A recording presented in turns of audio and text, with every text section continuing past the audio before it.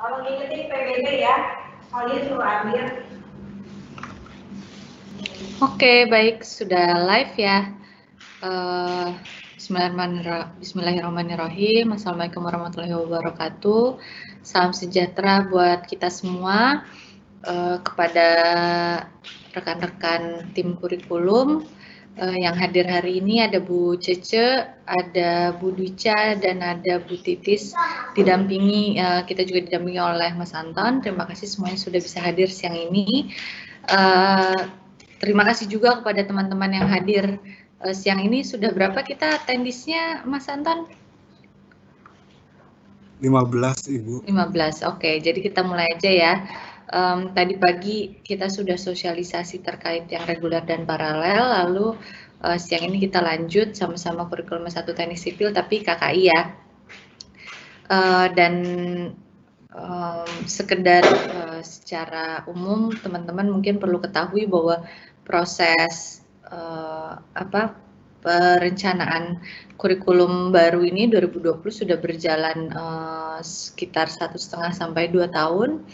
Nanti Bu Cici akan menjelaskan proses yang kita lalui, jadi insya Allah mudah-mudahan teman-teman bisa percaya bahwa kurikulum ini kita buat serelevan mungkin dengan kebutuhan di dunia kerja dan juga sesuai dengan masukan dari teman-teman sekalian dan juga masukan dari pihak-pihak lain.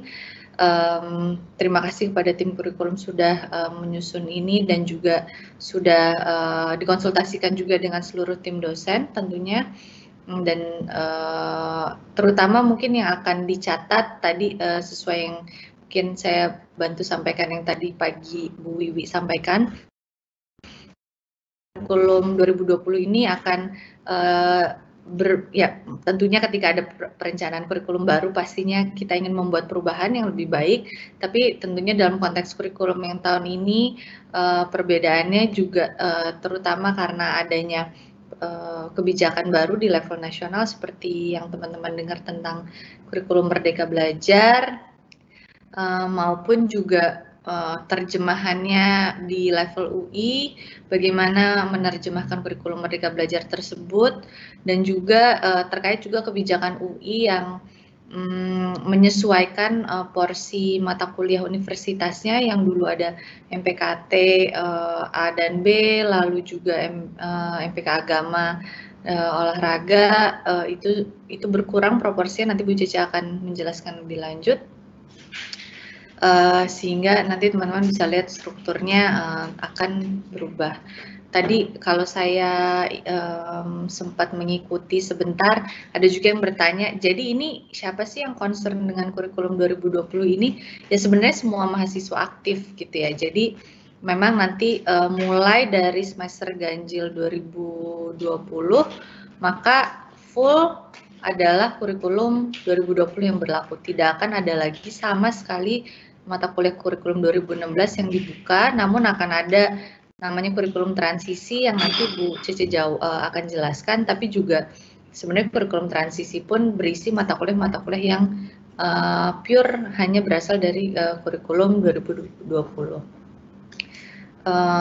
Mungkin itu, jadi mungkin buat teman-teman yang saya di tahun terakhir nih gitu, saya di tahun ketiga nih saya nggak akan kena dampak dari kurikulum baru, enggak teman-teman, jadi mohon disimak karena ini akan berimbas pada semua mahasiswa. Tentunya kita sudah memikirkan supaya tidak ada dampak negatifnya, sehingga nanti kalau misalnya memang ada concern-concern yang perlu ditanyakan oleh teman-teman, mohon disampaikan ke kita supaya juga mungkin ada masukan untuk kurikulum transisi yang bisa kami misalnya sesuaikan lagi, terutama mungkin untuk teman-teman KKI ya, karena mungkin teman-teman udah punya rencana A terkait exchange, lalu ternyata setelah melihat kurikulum 2020 ini akan berbeda gitu mata kuliah yang diambil di luar kah, atau nanti ketika kembali ke Indonesia kah gitu ya. Jadi nanti ada link tanya jawabnya yang mungkin teman-teman sudah dapat juga dari IMS. Silahkan mulai diisi di situ sehingga bisa mulai diproses oleh tim. Mungkin nanti setelah presentasi bisa langsung dijawab, ataupun nanti setelah presentasi mungkin butuh waktu buat mencerna dulu, nanti setelah sosialisasi ini selesai kemudian mau terus bertanya, maka si Google Sheet itu akan terus dibuka untuk teman-teman bisa terus bertanya dan berinteraksi dengan tim kurikulum. Begitu mungkin dari saya. Mungkin di sini ada Pak Jack yang mau menambahkan sebelum mungkin dimulai langsung presentasinya oleh Bu Cece. Silahkan Pak Jack.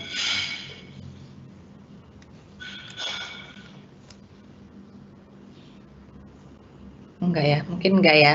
Berarti kalau demikian nanti mungkin silakan aja Pak Jack kalau misalnya ada yang mau ditambahkan. Sementara ini saya serahkan ke Bu Cece sebagai koordinator kurikulum S1 Teknik Sipil untuk bisa berbagi terkait materi sosialisasi. Terima kasih Bu Cece atas waktu dan tempatnya. Oke, terima kasih Bu Cindy. Pembukaannya. Assalamualaikum warahmatullahi wabarakatuh. Selamat siang semuanya.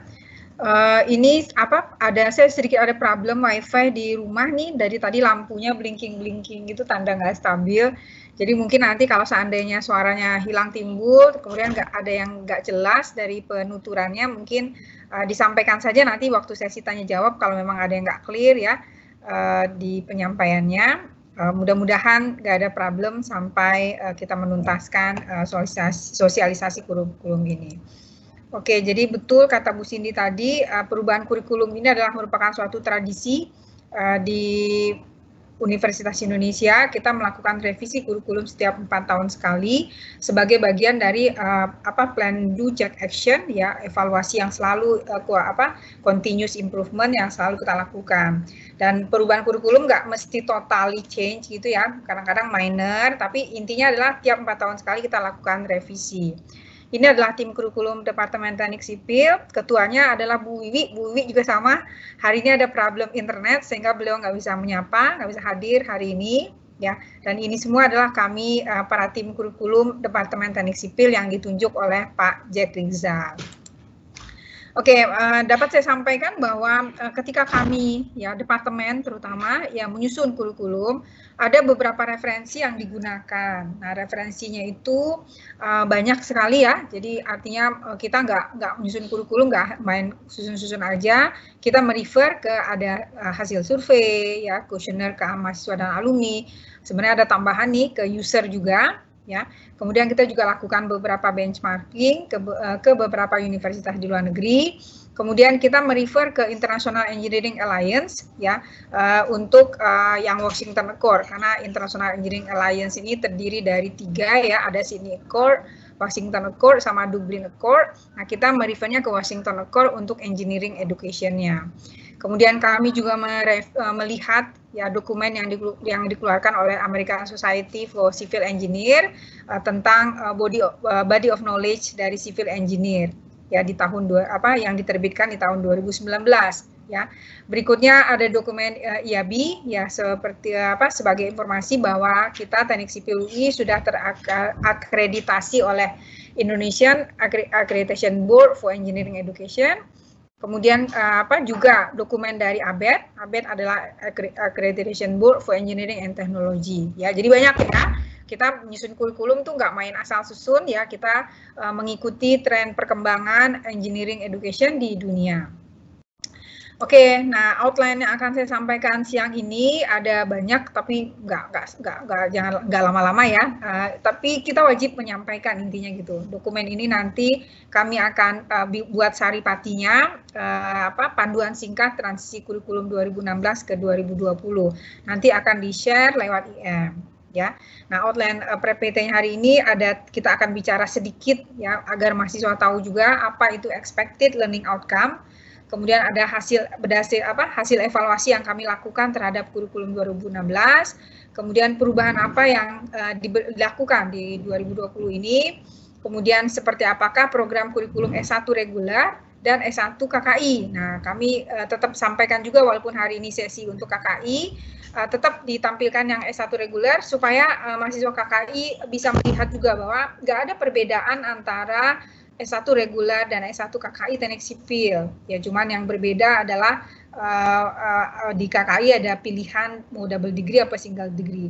Tapi kalau single degree, S1 reguler dan S1 KKI itu kurikulumnya exactly sama. Ya, kemudian seperti Bu Cindy tadi udah singgung bahwa isu nasional kita adalah bahwa tentang kampus merdeka yang disampaikan oleh Pak Menteri, bahwa semua sistem pendidikan yang ada di Indonesia harus bernuansa ya kampus merdeka ya, dan itu juga apa yang kami lakukan juga di kurikulum, mengusung konsep itu juga. Jadi diimplementasikan apa yang diinginkan oleh Pak Menteri ya, karena kita adalah bagian dari negara Republik Indonesia. Nah, yang paling penting sebenarnya adalah bagaimana transisi dari 2016 ke 2020 ya, jangan apakah yang paling terkena dampak adalah 2018 dan 2019 ya, karena terjadi perubahan yang signifikan. Kalau 2017 kan tinggal skripsi ya, sama project paling. Ya, jadi itu kira-kira outline-nya. Saya akan buat singkat padat saja. Tapi di PPT ini memang sengaja ditampilkan sebagai rangkuman dari proses penyusunan kurikulum. Oke, kita start pertama dengan expected learning outcome. Ya, ini kita menyebut istilahnya sebagai ELO. Kalau di sipil itu kita sebutnya ELO-nya apa. Jadi expected learning outcome ini adalah kompetensi. Ya, kompetensi apa sih yang kita inginkan ya tercapai dari kurikulum 2020 ini ya. Jadi penyusunan kurikulum itu berangkat dari serangkaian kompetensi yang ingin kita capai. Nah, seperti yang tadi disampaikan di referensi, kita merefer ke Washington Accord, itu dia mengeluarkan ada 12 graduate attributes ya, atau ELO juga, istilahnya beda istilah saja, yang harus dicapai ya untuk semua engineering education yang berkiblat ke Washington Accord ini. Di sini ada saya sebutkan poin-poin besarnya, ada engineering knowledge ya, ada kemampuan ya, kemampuan untuk problem analysis, ada kemampuan untuk design ya, untuk development of solution, ada kemampuan untuk investigation ya, kemudian penggunaan modern tools ya, ada engineer and society ya, sebagai engineer kita tugas kita adalah sebagai problem solver ya, terutama untuk teknik sipil, infrastruktur ya, kita harus mampu menyelesaikan semua permasalahan infrastruktur. Dengan demikian kita nggak mungkin lepas dari masyarakat atau society. Nah, bagaimana kita bisa berinteraksi ya sebagai engineer dengan society, yaitu harus mampu diberikan di kurikulum 2020 ini. Kemudian berikutnya adalah environment and sustainability, adalah suatu hal yang harus jadi consider sebagai problem solver ya. Desain yang kita propose nanti harus melihat aspek concern terhadap isu lingkungan ya, dan kemudian harus berkelanjutan ya, maintenance-nya seperti apa ya. Kemudian ethics ya, etika ya, itu juga soft skill yang harus diusung, yang harus dibangun di kurikulum ini. Kemudian individual and teamwork ya, karena tadi ya pekerjaan engineer terutama teknik sipil itu adalah pekerjaan tim yang nggak mungkin diselesaikan oleh satu orang. Berikutnya adalah kemampuan komunikasi ya, kemampuan komunikasi ini aspeknya cukup banyak, oralnya ya, kemampuan writingnya juga. Nah, yang paling penting di kita adalah graphical communication. Jadi adalah ketika kita mendesain ya, terutama teknik sipil, kita desain bangunan beton, kita desain bangunan baja. Nah, hasil desain, hasil perhitungan kekuatan itu harus bisa diwujudkan dalam suatu gambar ya. Nah, gambar ini adalah bahasa kita berkomunikasi sesama teknik sipil seluruh dunia ya, sehingga how to communicate-nya, bagaimana menggambarkan ya dengan standar gambar yang diacu oleh semua engineer di seluruh dunia, maka kita wajib berikan ya. Jadi bisa mendesain tanpa bisa mewujudkannya dalam bentuk gambar, itu nggak akan jadi bangunannya ya. Nah, berikutnya adalah graduate attribute berikutnya atau kompetensi berikutnya adalah tentang project management and finance ya. Project management ini artinya adalah bahwa ketika ada suatu problem ya, terutama kalau kita di sipil adalah desain misalnya ya, kita mendesain suatu bangunan atau infrastruktur ya, bendungan misalnya ya. Kemudian yang tak kalah penting adalah bagaimana hasil desain kita bisa diimplementasikan, bisa dibuat ya. Maka kita membutuhkan project management ya, bagaimana how to construct-nya ya, bagaimana membuat scheduling-nya, dan itu semua ya, project-project itu nggak bisa jauh-jauh dari finance gitu loh, aspek keuangannya. Jadi wajib diberikan ya di engineering curriculum ya. Kemudian yang nggak kalah penting adalah kemampuan lifelong learning ya, kemampuan bahwa seorang lulusan ya, kita nggak boleh berhenti belajar. Nah, bagaimana kita men-trigger itu di dalam kurikulum 2020? Bagaimana kita memberikannya ya di dalam kurikulum 2020? Ya, itu adalah suatu tantangan. Nah, ini adalah graduate attribute atau learning outcome yang diwajibkan oleh Washington Accord sebagai referensi kita. Ini adalah penjabaran dari 12 kompetensi dari Washington Accord tadi. Saya nggak akan bacakan satu-satu. Saripatinya tadi udah disampaikan di depan sedikit. Nanti ini sebenarnya udah disosialisasikan oleh Bu Cindy ya di Departemen Teknik Sipil. Kalau kita masuk ke gedung Teknik Sipil, di belakangnya resepsionis itu ada tuh ya sosialisasi kurikulum 2020. Itu nanti bisa dibaca di situ ya, expected learning outcome dari Washington Accord. Detail-detailnya ya kita disebutnya sebagai graduate attribute. Oke, next adalah referensi kita berikutnya adalah American Society for Civil Engineer. Ya, dia dokumennya dikeluarkan di tahun 2019 ya, jadi masih cukup baru. Dia membagi kuadran ya, Civil Engineering Body of Knowledge. Ya, Body of Knowledge ini kita singkatnya cebok, ya, jelek banget singkatannya. Itu dibagi dalam 4 kuadran. Ya, ada foundational, ada engineering fundamentals, ada technical dan professional. Ya, foundational ini adalah lebih kepada matematik dan sainsnya. Ada engineering fundamentalsnya ada material science-nya, ada engineering mekaniknya ya, kemudian ada experiment methods and data analysis, kemudian critical thinking dan problem solving. Nah, itu yang disyaratkan oleh American Society for Civil Engineer.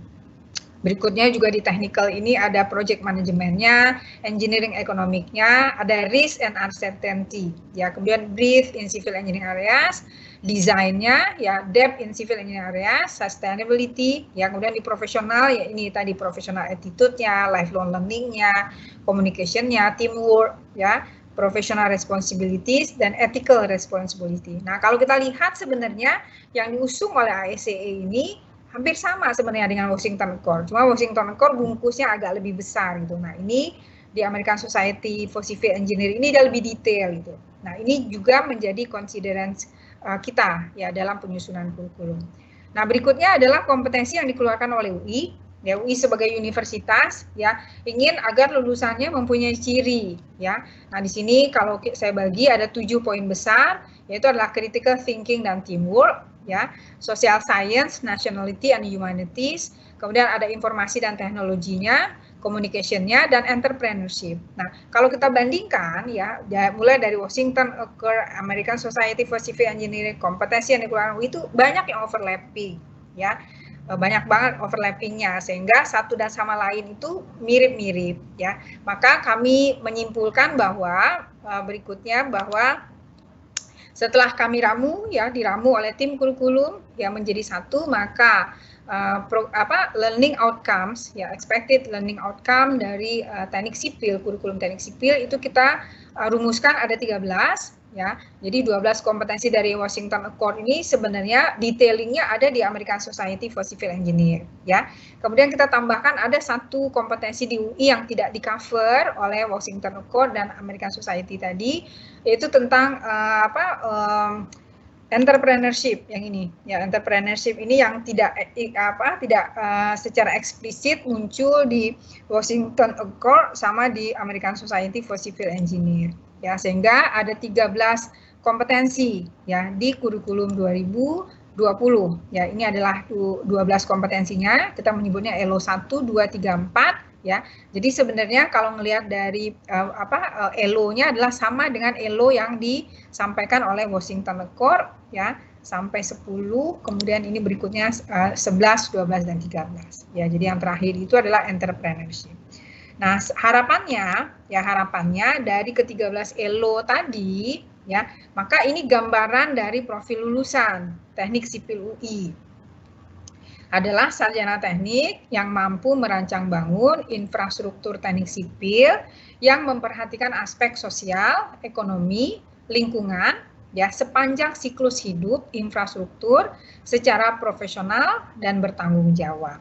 Ya, jadi kalau ditanya teknik sipil UI itu apa sih yang ingin lulusannya profilnya kayak gimana sih gitu. Ini profil lulusan yang ingin kita bangun dari kurikulum 2020 ini. Ya, ini hanya lebih kepada klaster-klaster dari ELO tadi, kompetensi tadi yang kita coba ramu nih jadi banyak kesannya. Karena kita harus memunculkan bahwa oh ada kok kompetensinya UI, kemudian baru kami ramu ya dalam bentuk ini kita sebut sebagai jejaring kompetensinya ya. Jadi semua kompetensi ini bermuara, maka kita mengharapkan goals akhirnya adalah tadi profil lulusan teknik sipil UI.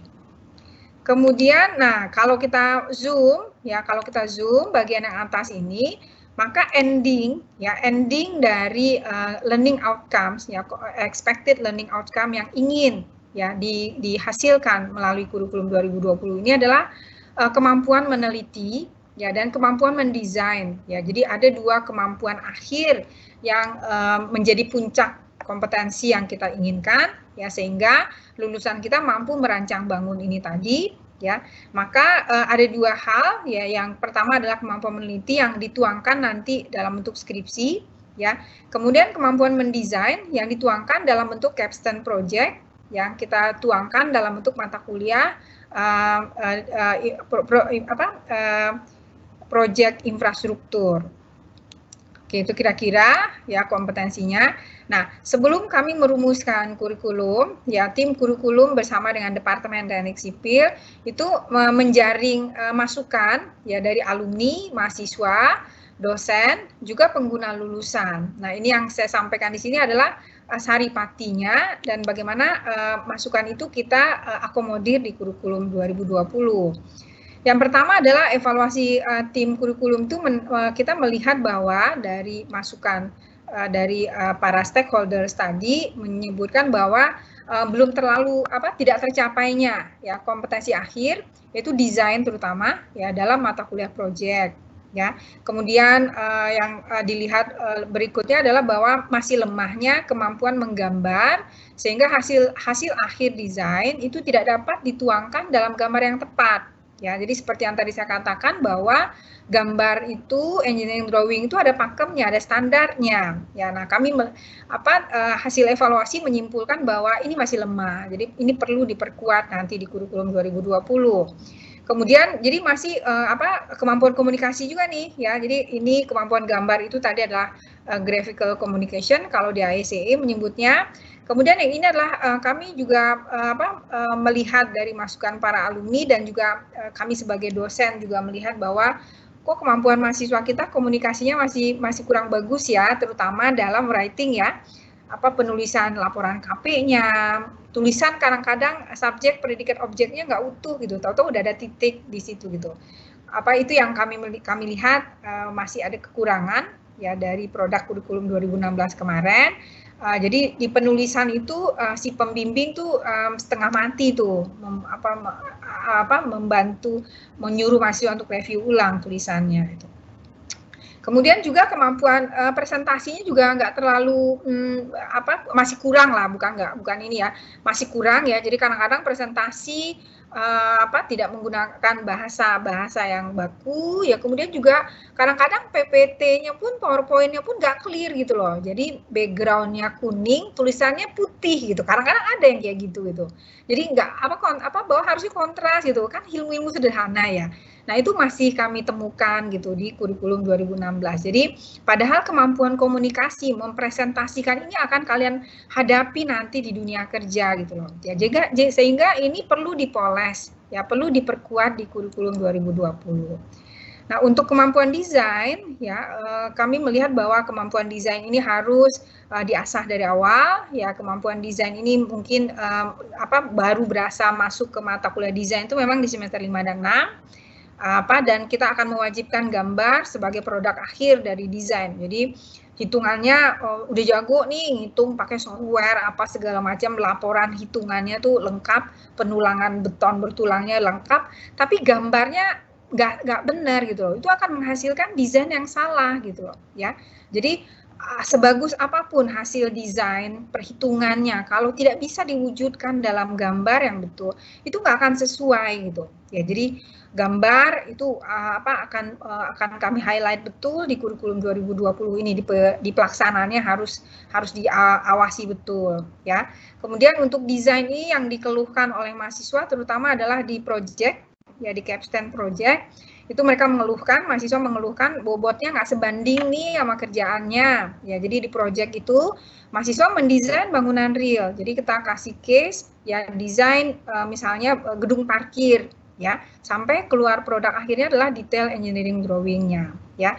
Nah, dilihat setelah kami review akhirnya berdasarkan evaluasi maka SKS-nya dinaikkan dari 3 menjadi 4 SKS.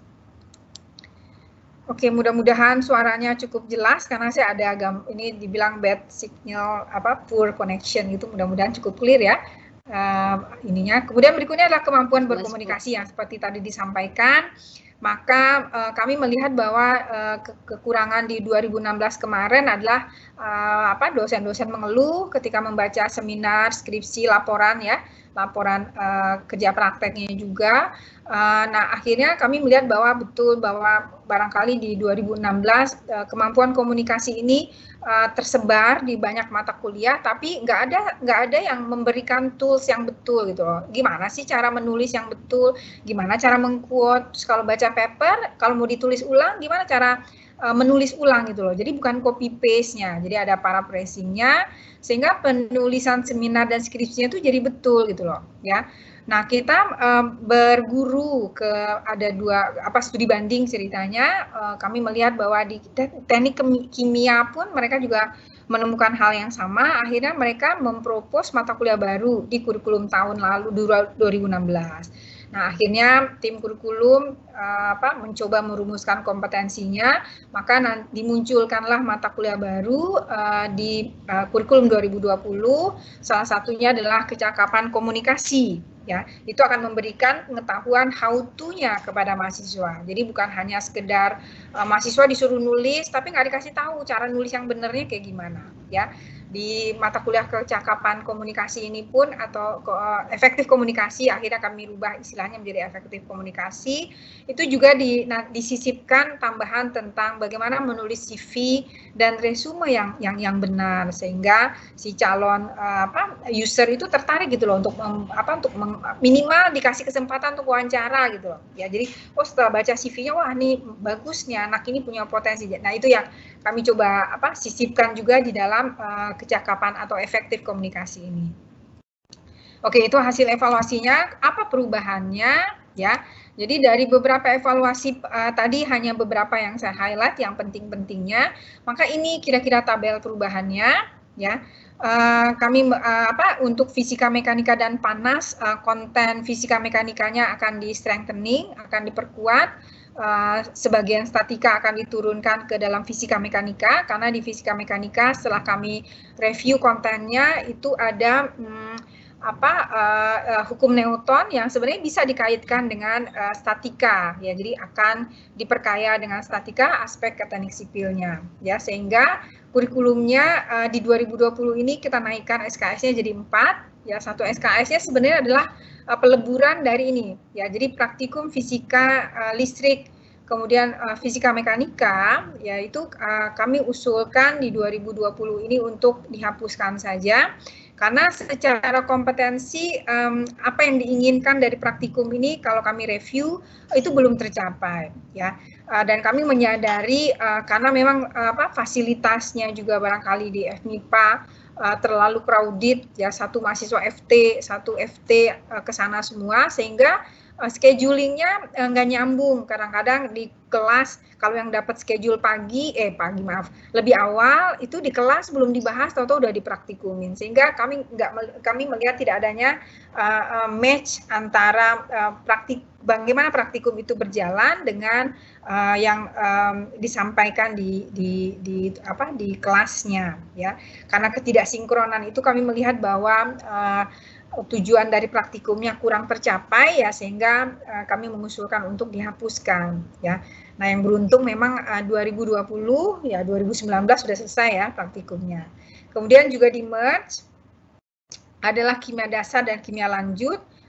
Karena kami melihat kimia dasar kok banyak pengulangan ya, pengulangan dari stekiometri pelajaran kimia di SMA ya, sehingga kedua mata kuliah ini di-merge menjadi kimia dasar lingkungan. Jadi karena tadi ya berdasarkan American Society sama Washington Accord, aspek tentang environmental consciousness itu harus dimunculkan gitu ya. Jadi memang lebih ke arah lingkungannya. Jadi kimia-kimia lingkungan yang ada korelasinya dengan teknik sipil ya.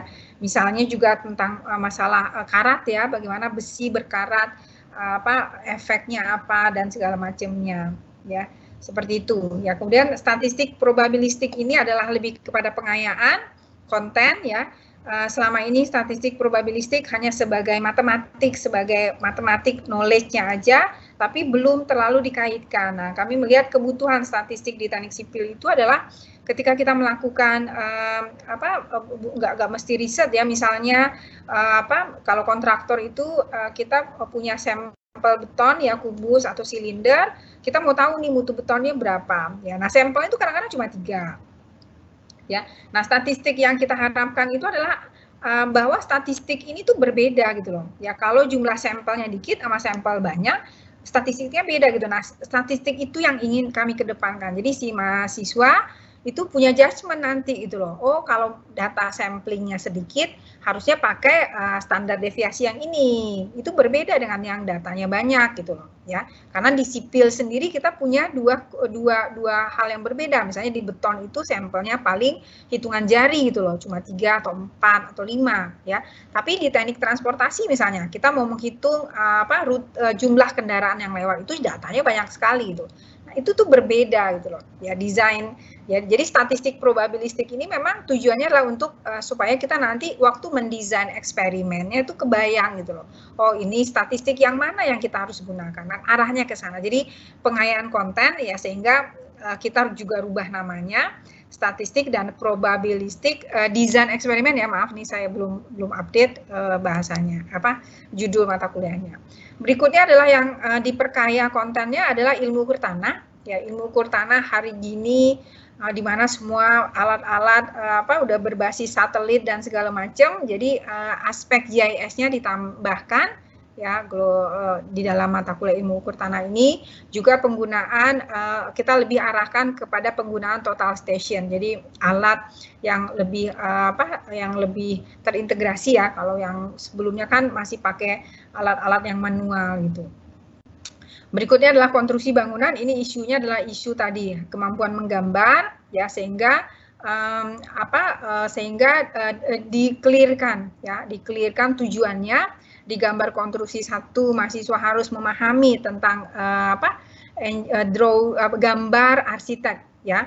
Walau bagaimanapun nanti kita bekerja ya, orang teknik sipil itu bekerja bareng dengan orang arsitek ya. Jadi ada gambar arsitek, gambarnya itu lengkap sampai kusennya, gramiknya pun polanya tuh sampai digambarin, atap gentengnya digambarkan detail. Nah itu kita wajib tahu ya, sehingga di konstruksi engineering drawing 1 lebih kepada memahami, mengenal ya bagaimana gambar arsitek ya, bagaimana membacanya. Nah sebenarnya kalau kita di teknik sipil itu gambar arsitek itu berbeda dengan gambar teknik sipil ya. Nah yang kita butuhkan di teknik sipil itu kalau kita desain bangunan beton atau desain bangunan baja atau desain dinding penahan tanah misalnya, atau juga bendungan misalnya, mungkin kalau dinding penahan tanah dan bendungan embel-embel arsiteknya nggak terlalu banyak. Tapi kalau kita bicara rumah ya, rumah itu yang kita butuhkan desainnya itu sebenarnya adalah kolomnya ukuran berapa, baloknya berapa, pelatnya berapa. Itu yang wajib kita gambarkan secara betul karena itu yang menopang suatu konstruksi ya. Sehingga perlu clear nih beda antara gambar arsitek ya antara dengan gambar struktur, sehingga di engineering drawing 1 di kurikulum 2016 agak bias ya. mahasiswa tuh suka rancu, jadi waktu di tugas desain itu mereka bingung yang digambarkan apa gitu loh ya. Jadi misalnya disuruh desain bangunan 2 lantai misalnya atau warehouse, kalau di Baja itu mereka tuh gambarkan sampai ke genteng-gentengnya, itu nggak perlu genteng itu sebagai beban misalnya. Kita hanya perlu gambarkan yang penting-penting yang strukturnya aja. Nah, itu perlu di-clearkan sehingga digambar konstruksi 1 lebih kepada ditekankan kepada unsur-unsur arsitekturnya agar kita memahami ya bahwa ada beberapa bagian yang harus dihitung sebagai beban waktu kita mendesain. Nah, di gambar konstruksi 2 adalah bagaimana ya menampilkan hasil desain kita dalam bentuk gambar ya. Jadi mulai dari gambar di bangunan struktur bawah, pondasi dalam ya, kemudian juga dinding penahan tanahnya, juga di di PIK itu adalah infrastruktur keairan itu dimensi dari gorong-gorongnya, kemudian juga bendungannya itu seperti apa menggambarkannya itu. Nah, itu tuh perlu. Nah, itu ada di Engineering Drawing 2. Nah, yang menarik di kurikulum 2020 ini adalah ada beberapa mata kuliah yang kita merge. Ya, contohnya adalah perencanaan geometrik jalan dan perencanaan struktur perkerasan ini digabung jadi satu ya. Jadi di semester 5 itu ini digabung jadi satu, disebut sebagai perancangan struktur jalan perancangan jalan raya 1, kemudian nanti ada jalan raya 2. Nah, di sini di jalan raya 1 ini itu mengupas konsep-konsepnya. Ya, konsep-konsep gimana sih perencanaan geometrik jalan, bagaimana mendesain struktur perkerasannya, perkerasan jalannya. Jadi kalau aspal itu seperti apa, rigid pavement, flexible pavement, pakai beton bertulangkah atau kita pakai aspal, itu bagaimana kita mendesainnya, teorinya ya. Nah, tugasnya terintegrasi nanti. Jadi itu ada di perencanaan infrastruktur jalan raya 2. Ya, jadi tugasnya digabung jadi satu, geometriknya didesain, kemudian pavementnya, perkerasan jalannya pun didesain. Ya, jadi di merge. Nah, ini juga sama, ya ini mata kuliah desain yang di merge juga sama. Kalau ini adalah manajemen konstruksi dan metode peralatan. Ya, jadi kalau dalam kita membangun ya, ketika kita construction work di lapangan itu adalah how to manage-nya ya. Nah, dalam proses manajemen konstruksi itu melibatkan metode kerja ya dan peralatan yang dibutuhkan ya. Jadi di manajemen konstruksi ini dua mata kuliah ini adalah terintegrasi. Di kurikulum lama berdiri sendiri, ini kita coba merge ya supaya nyambung ya, bahwa dalam memanage konstruksi itu aspek peralatan itu ngaruh loh, metode konstruksi itu ngaruh loh ya. Nah, bagaimana memanage-nya supaya struktur ini bisa dibangun, bisa menjadi infrastrukturnya dibangun gitu. Nah, berikutnya adalah project ya, ini yang disebut sebagai capstone project ya. Ini tadi ya adanya perubahan konten perubahan beban SKS ya. Banyaknya masukan dari mahasiswa, dari alumni juga, ini proyeknya terlalu berat ya untuk 3 SKS, kita minta mahasiswa desain ya keluar dengan detail engineering drawing, kemudian juga RKS ya, sehingga perlu rasanya memang dinaikkan SKS-nya sehingga bebannya sekarang berubah menjadi 4 SKS. Oke, itu barangkali ya. Kemudian ini adalah mata kuliah baru, ya ada mata kuliah baru kecakapan komunikasi. Tadi saya sudah sampaikan kenapa kita munculkan mata kuliah baru ini. Ada mata kuliah kemahasiswaan, ya. Oh ya, satu lagi nih, mohon maaf saya kelupaan nih. Mata kuliah barunya satu lagi adalah sistem rekayasa. Nah, sistem rekayasa ini kita ingin memberikan tadi ketika di American Society for Civil Engineer, kemudian di Washington Accord ya, seorang engineer itu tugasnya adalah sebagai problem solver ya. Ada masalah itu tugasnya engineer gitu, tugasnya kita adalah sebagai engineer nanti adalah men-solve problem ya. Jadi memang ininya adalah problem solver. Nah, bagaimana kita mencoba, jadi di sistem rekayasa ini, mohon maaf nih kelupaan, saya rasanya udah masukin tapi ternyata nggak ke-insert ya. Itu adalah di sistem rekayasa ini kita mencoba ya, mahasiswa kita ajak untuk melihat problem yang ada di sekitar ya, nggak usah jauh-jauh, misalnya problem barangkali rute bis kuning aja, misalnya di kampus itu kok bis kuning kok telat ya, lama nunggunya gitu ya. Nah, kemudian kita mencoba mahasiswa melihat apa masalah-masalah yang ada di sekitar kita, kemudian kalau kita mau propose solusi ya, apa kira-kira solusi yang paling tepat berbasis masalah tersebut. Kemudian bagaimana kita mengkuantifikasi suatu masalah misalnya. Misal nih, ya, masalah ini ditimbulkan oleh penyebabnya adalah A, B, C. Nah, dari 3 ini manakah yang paling dominan, ya? Bagaimana kita melihat ya pengaruh dari masing-masing masalah ini. Jadi kita mencoba merumuskan solusi berbasis identifikasi masalah, sehingga masalah yang kelihatannya tadi adalah kualitatif atau abstrak menjadi terkuantifikasi. Nah itu yang akan diusung di mata kuliah sistem rekayasa. Ya mohon maaf nggak muncul di PPT ini, ketinggalan ya. Nah satu lagi adalah kemahasiswaan ya. Di kurikulum, jadi tadi ya di awal-awal kita bicara expected learning outcome yang nggak jauh-jauh dari situ, baik American Society for Civil Engineering maupun Washington Accord itu melihat bahwa soft skill itu adalah suatu hal yang wajib dibangun, ya, bahwa keberhasilan ya seseorang itu nanti ketika dia udah terjun di dunia kerja itu soft skill adalah penentu keberhasilan ya. Nah, memang kita sudah coba spread ya tadi kemampuan teamwork-nya, professional etiknya itu didistribusikan di beberapa mata kuliah ya. Nah, tapi kami juga melihat bahwa dari hasil diskusi dengan para alumni, ya dari hasil tracer study yang rutin dilakukan oleh departemen, kami melihat bahwa lulusan-lulusan kita yang sukses, ya bukan yang benar-benar sukses dan menempati posisi-posisi penting ya di dunia kerja, itu ternyata adalah mereka-mereka yang dulunya adalah para aktivis, ya jadi aktif di kegiatan kemahasiswaan. Jadi mantan ketua IM, hampir semuanya rata-rata mantan ketua IMS. Ya, itu sukses di dunia kerja. Ya. Nah, kami melihat bahwa kemampuan berorganisasi ini banyak sekali soft skill yang dibangun, ya, teamwork-nya, kemampuan komunikasinya, critical thinking-nya, problem solving-nya, gitu, ya. Itu banyak sekali yang dibangun dari soft skill, ya, dari kegiatan kemahasiswaan. Sehingga, ya, di kurikulum 2020 ini kami usung menjadi satu mata kuliah sendiri. Namanya kemahasiswaan, tapi bukan tatap muka di kelas. Kita nggak ngajarin ini berorganisasi seperti ini, enggak.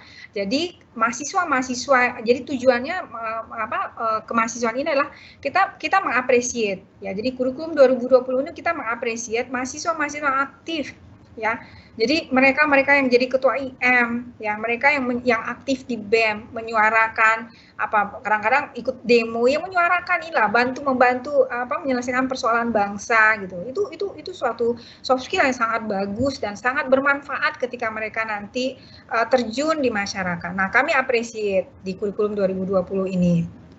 Ya, jadi caranya adalah ini mata kuliah spesial. Sistemnya adalah diklaim aja gitu misal. Nah, kita mensyaratkan nanti lagi digodok ya, nanti akan ada kuesioner yang disebarkan supaya kita dapat gambaran baseline seberapa aktifkah mahasiswa kita. Nah, kita belum dapat gambaran nih anak KKI ya kelas internasional nanti seberapa aktifkah mereka di kegiatan kemahasiswaan. Nah, kami sangat mengencourage mahasiswa untuk terlibat aktif ya. Jadi bentuknya adalah aktif di organisasi kemahasiswaan, aktif mengikuti lomba-lomba ya. Kemudian juga sebagai barangkali ya itu event organizer juga ya kita apresiasi. Nanti ada poin-poinnya. Ya contohnya misalnya ketua IMS misalnya skornya 50 ya. Kemudian PIC untuk suatu kegiatan yang dikoordinir oleh IMS misalnya poinnya 30. Nah, selama 6 semester itu nanti skornya dihitung ya. Kemudian dilaporkan ke departemen. Nah, kita nanti udah punya parameter. Oh, kalau poinnya dapat 200, dia dapat A. Oh, kalau poinnya sekian, dia dapat B. Itu udah ada mekanismenya, ya. Nah, detailingnya kalau juklaknya nanti udah rampung, udah final, pasti kami akan informasikan ke mahasiswa supaya mahasiswa bisa prepare. Ya, jadi itu ya. Jadi kemahasiswaan ini memang suatu hal yang baru di kurikulum 2020 ini, ya, bahwa kita sangat menginginkan mahasiswa sipil itu nggak hanya ngerjain tugas aja gitu loh ya, aktif di kemahasiswaan ya, bersosialisasi gitu loh ya, karena itu akan membentuk kepribadiannya dan itu sangat bermanfaat ketika masuk di dunia kerja ya. Ini adalah perencanaan jalan raya 2 yang tadi saya sampaikan. Ini adalah pra-capstone project untuk teknik transportasi ya, jadi gabungan dari geometrik jalan dan perkerasan jalan Ya, oke, itu kira-kira gambaran perbandingan perubahan-perubahan yang ada di kurikulum 2020. PPT ini memuat semuanya, mulai dari S1 reguler. Ini saya tampilkan di sini kurikulum S1 reguler, supaya mahasiswa KKI juga bisa melihat kurikulum di S1 reguler seperti apa. Ya, nah sebarannya sama antara kelas internasional dengan kelas reguler, total 144 SKS. Nah, yang menarik di kurikulum 2020 ini adalah adanya kita memberikan keleluasaan 18 SKS itu adalah mata kuliah pilihan. Kemudian ini juga ya konten matematik sainsnya 20% itu harus dipenuhi. Ya. Oke, nah ini adalah untuk kurikulum kelas internasional. Ya, ini gambarannya semester 1. Ya, semester 2, semester 3, dan semester 4. Nah, bagi yang double degree, ya double degree berarti dia wajib memenuhi 20, 20, 20, 60, berapa tuh? 80 kurang 1 ya. Total SKS yang harus lulus ya sebelum berangkat ke Universitas Mitra. Kemudian untuk yang melanjutkan ke single degree, ya berarti dia masuk ke semester 5.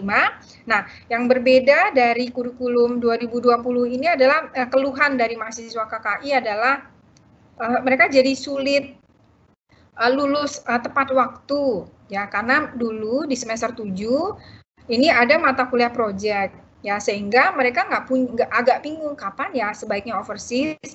Maka di kurikulum baru ini kami coba susun sedemikian rupa untuk KKI kompetensi teknik sipilnya itu udah rampung di semester 6. Jadi proyek infrastruktur kami pindahkan ke semester 6 ya, sehingga mahasiswa kalau mau overseas di semester 7 bisa ya, karena hampir dari masukan dari mahasiswa KKI itu waktu overseas itu mereka hanya bisa memilih mata kuliah pilihan sifatnya, jadi nggak bisa masuk ke yang core civil engineer-nya ya, sehingga kita tuntaskan di kurikulum, kita tuntaskan di semester 6, sehingga waktu semester 7 itu tinggal mengambil mata kuliah pilihan ya. Mata kuliah pilihannya tadi ada 18 SKS ya, boleh diambil di overseas bangsa 3 mata kuliah atau 4, kemudian balik lagi ke Indonesia nanti ke UI nambah lagi pilihannya. Tapi kami memang udah sengaja menyusun di kurikulum ini, proyek itu dipindahkan ke semester 6. Ya, jadi di semester 7 itu udah tenang kalau mau overseas, tinggal mata kuliah pilihan. Nah, untuk kemahasiswaan kan mata kuliah tadi adalah mata kuliah spesial, jadi boleh diklaim di semester 7, boleh diklaim di semester 8. Nggak ada tatap muka. Ya. Nah, waktu overseas disarankan sebelum berangkat itu udah dapat topik. Minimal udah diikat lah dosennya, misalnya tertarik skripsi dengan siapa, udah deal lah kira-kira ya dengan si dosen, sehingga waktu overseas ini bisa komunikasi dengan dosen pembimbing, mulai melakukan studi literatur barangkali atau pertemuan sekarang ya, apalagi dengan COVID ini kita dipaksa belajar PJJ seperti ini ya, berarti kan komunikasi via Zoom kah nanti gitu ya. Jadi memang di kurikulum 2020 kami sudah pikirkan itu, sehingga semester 7 ini adalah semester yang cukup nyaman untuk overseas ya, untuk exchange ya ke universitas lain. Sehingga di semester 8 hanya tersisa skripsi, kemudian kekurangan mata kuliah pilihan kalau seandainya masih kurang waktu di student exchange. Oke, kemudian ini kira-kira ya sengaja ditampilkan ya perbandingan kurikulum ini biar bisa ngelihat, oh ini pindah ke genap, oh ini pindah ke ganjil gitu. Itu aja sebenarnya ya perbandingannya. Yang signifikan itu perubahannya memang adalah mata kuliah universitas, MPKT ya. MPKT itu dulu di kurikulum lama itu ada 12 SKS MPKT, totalnya mata kuliah dasar universitas itu ada 18. Nah, di kurikulum 2020 berdasarkan evaluasi berubah menjadi hanya 9 SKS. Ya, nah ini yang signifikan perbedaannya antara 2016 dan 2020 untuk mata kuliah UI. Ya, kemudian ini adalah mata kuliah baru, yang merah ini adalah mata kuliah baru.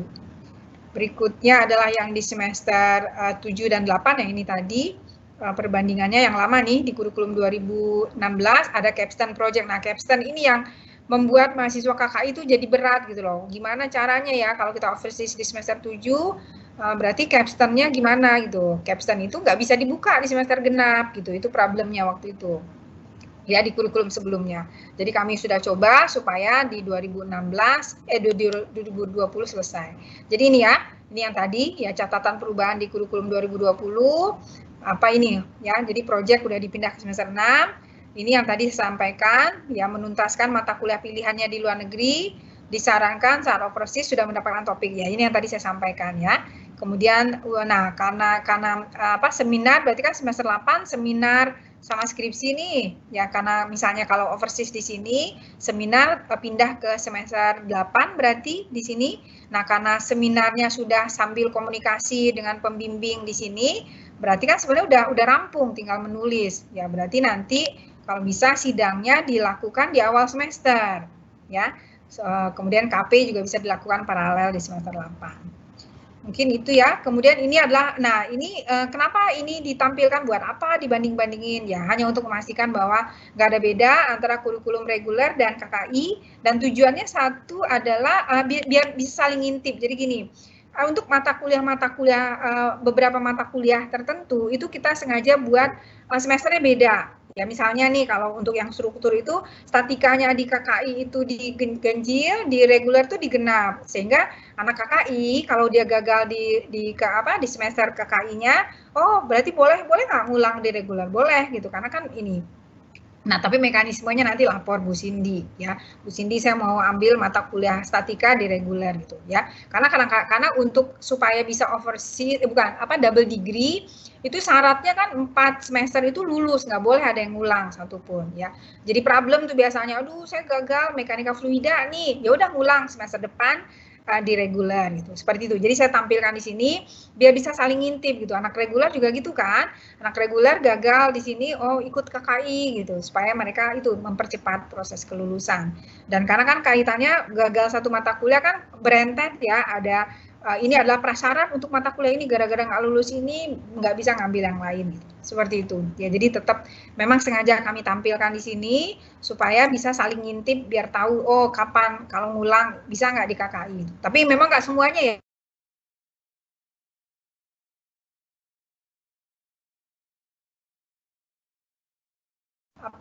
Ada sequence yang harus diikuti, sehingga memang ada beberapa yang beda semester, ada yang tetap sama gitu loh. Seperti itu. Oke, ini ya perbandingannya nanti bisa direview. Kemudian ini adalah course flow-nya, kaitannya dengan prasyarat tadi, ya itu harus terpenuhi. Nah ini yang disampaikan Bu Cindy tadi. Bagaimana sih Teknik Sipil UI menyikapi himbauan dari Pak Menteri? Bukan himbauan lagi ya, udah kebijakan nasional. Ya Kampus Merdeka ini harus diusung ya di dalam kurikulum. Ya jadi, nah tapi memang kita punya punya pertimbangan juga, kita nggak mungkin Kampus Merdeka semerdeka-merdekanya ya udah nggak usah kuliah nanti klaim aja, nggak gitu juga ya. Jadi kita ada hal ya, karena kita udah terakreditasi dari IABI ya, IABI ini adalah bagian dari Washington Accord ya, itu dia mensyaratkan bahwa kurikulum itu harus memuat ya core kompetensinya minimal 70%. Jadi kita harus ada 70% core ya civil engineer-nya, dan harus memuat minimal 20%-nya matematik science ya. Jadi nah kita harus mengakomodir ini ya, sehingga implementasi Kampus Merdeka ini tetap kita berusaha akomodir ya di dalam kurikulum 2020 tadi. Adalah bentuk-bentuknya kira-kira ini. Kita ada mata kuliah pilihan ya, mata kuliah pilihan tadi totalnya 18 SKS tersebar, mulai dari semester 4 itu udah boleh memilih mata kuliah pilihan ya. Kemudian tadi salah satu isu dari Kampus Merdeka dari Pak Menteri mengatakan bahwa perguruan tinggi bukan satu-satunya sumber ilmu, mahasiswa harus terjun ke masyarakat, melihat dunia real gitu, sehingga di mata kuliah pilihan kita munculkan opsi magang A dan magang B. Ya, bedanya adalah magang A ini adalah untuk unskilled job, ya misalnya contoh paling gampangnya adalah jadi kasir di Indomaret misalnya, ya atau di McDonald's gitu misalnya, ya. Jadi unskilled job ya kita batasi jamnya minimalnya di silabus sudah disampaikan di sekitar 150 jam. Sementara magang B itu diakui 3 SKS itu adalah skill job ya, lebih ada pekerjaannya engineer lah gitu loh ya. Jadi misalnya oh saya jadi quantity surveyor di kontraktor misalnya, ngitungin volume betonnya berapa, bajanya berapa supaya nanti bisa dihitung RAB-nya gitu. Ya, itu skill job ya. Jadi engineering work. Nah, itu ada batasannya, jamnya minimal 200 jam. Nah, bagaimana mengklaimnya nanti ke teknik sipil? Ya pasti ada evidence, ya berarti harus ada surat dari perusahaannya bahwa memang sudah melakukan magang setara dengan sekian jam sehingga bisa diklaim 2 SKS misalnya. Ya, jadi mungkin untuk magang ini sebelum melakukan magang sebaiknya berkonsultasi dulu dengan pembimbing akademik. Ya, juklaknya nanti departemen akan keluarkan ya detail-detailnya. Ya, tadi ada pertanyaan di sesi pagi, boleh nggak backdated? Saya tahun lalu magang Bu, boleh nggak diklaim sekarang? Itu kayaknya nggak bisa ya, jadi nggak bisa backdated. Ya, karena tadi ya ada syarat-syaratnya, misalnya harus ada harus ada monitoring, evaluasi dari si pemberi kerja di sana gitu loh. Kalau udah dilakuin ya nggak bisa dibuatin kan gitu. Jadi ke depan ya untuk magang ini ya. Kemudian tadi kemahasiswaan itu adalah bentuk dari kampus Merdeka, bahwa dosen ya bukan satu-satunya sumber ilmu ya, hidup di masyarakat ya, berorganisasi adalah tempat sumber ilmu ya, soft skill yang bisa diasah oleh mahasiswa ya. Nah, berikutnya adalah ada 3 hal ya, kebebasan untuk memilih full major. Jadi tadi mungkin lebih detail nanti di belakang ya untuk yang 3 klausul ini. Ya, saya tinggalkan dulu. Kemudian tadi mata kuliah pilihan ya, 18 SKS tadi itu harus ada yang menunjang skripsi ya. Karena kan kalau nanti skripsi ada konten-konten yang harus didalami kan, sehingga harus ada lah mata kuliah penunjang skripsinya ya. Kemudian bisa dilakukan melalui magang tadi ya, student exchange ya, terutama untuk anak-anak KKI itu bisa dilakukan di luar negeri ya, lintas prodi ya, bahkan lintas negara, lintas universitas. Oke, kemudian masih tentang kampus Merdeka, ini tadi ya lebih kepada saya tabelkan aja, magang A, magang B tadi. Kerja praktek itu adalah bentuk kampus Merdeka. Ya, mahasiswa wajib ya melihat bagaimana proyek konstruksi ya, bangunan itu dilakukan, bagaimana membangun suatu gedung high-rise building, metode kerjanya seperti apa. Berikutnya adalah kewirausahaan, ini juga yang salah satu poin yang diusung oleh Pak Menteri, bahwa mahasiswa harus diajarkan ya. Jadi kewirausahaan ini sebenarnya kita udah jauh lebih awal ya. Jadi ketika UI mengeluarkan bahwa wajib ada kewirausahaan, jadi UI jauh lebih awal nih daripada apa yang disampaikan oleh Pak Menteri. Nah, di teknik sipil kita udah akomodir ya di kurikulum mulai dari 2012. Ya, kewirausahaan ini kita udah masukkan ke dalam kurikulum. Nah, di mata kuliah kewirausahaan ini mahasiswa di-trigger ya, diajarkan bahwa buka wawasan gitu loh ya. Lulus nggak harus kerja dengan orang ya. Startup ya, mungkin mencoba mulai startup. Jadi kita undang ya para alumni-alumni yang berhasil sebagai berhasil wirausahanya, mereka punya perusahaan sendiri, bagaimana mereka memulai bisnisnya, bagaimana proses meng-create bisnis segala macam itu dikupas tuntas di kewirausahaan ini. Ya nggak sampai tuntas juga, cuma 2 SKS. Tapi paling tidak membuka wawasan bahwa kalau bisa mahasiswa kita nggak lulus itu tujuannya bukan nyari kerja, kalau bisa meng-create bisnis sehingga mempekerjakan orang gitu ya. Tangan di atas lebih baik daripada tangan di bawah, kan ada tuh konsepnya ya. Kemudian ini adalah penelitian, itu adalah bagian dari kampus Merdeka, mahasiswa ikut melakukan penelitian ya. Kemudian kemahasiswaan tadi ya, dan tadi 18 SKS ya. Jadi itu ya, kalau ditanya nanti sipil UI nggak ini nih kampus Merdekanya nggak diiniin gitu. Kita sudah consider di dalam kurikulum 2020. Nah, ini yang tadi saya sempat skip tadi. Jadi tadi ada 18 SKS mata kuliah pilihan ya di kurikulum 2020. Tapi untuk KKI memang karena tadi ada overseas ya, berarti kan ada masa yang harus keluar negeri, sehingga mata kuliah pilihan itu biasanya diambil di sana.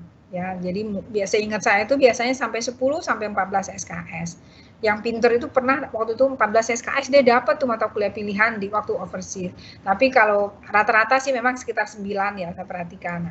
Nah, tapi kalau saya nggak tahu nih dengan kondisi COVID seperti ini, apakah seingat saya kemarin itu nggak wajib exchange ya.